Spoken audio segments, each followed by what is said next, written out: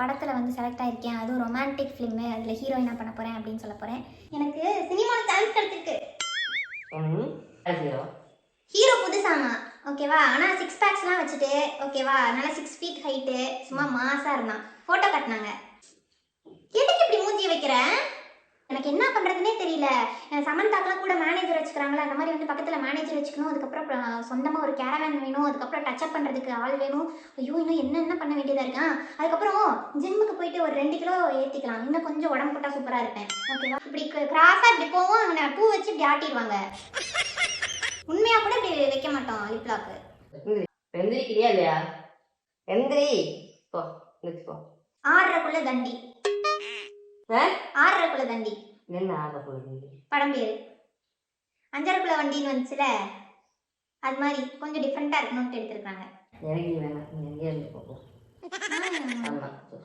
அவங்க தான் கால் பண்ணாங்க. ஒரு நிமிஷம் அமைதியாக. ரிஹர்சலா இப்பவே வா? ஓ, லிப்சிங் ப்ராக்டிஸா? ஐ கான்டாக்ட் ரொம்ப முக்கியமா? ஃபேஷியல்லாம் பண்ணிக்கோ. ஏன்னா அடுத்து வந்து படத்தில் நடிச்சதுக்கு அப்புறம் மீம்ஸ் எல்லாம் வரும், சரியா? மீம்ஸ்ல எல்லாம் வந்து ட்ரோல் பண்ணிடுவாங்க. அப்புறம் பாரு, இப்படிப்பட்ட ஹீரோயின் இன்பாவோட புருஷன் இப்படி இருக்கானான்னு சொல்லிட்டு. அதனால கொஞ்சம் ஷைனிங்கா அப்படியே ஒரு க்ளோவா வச்சுக்க, மெயின்டைன் பண்ணிக்க, புரியுதா?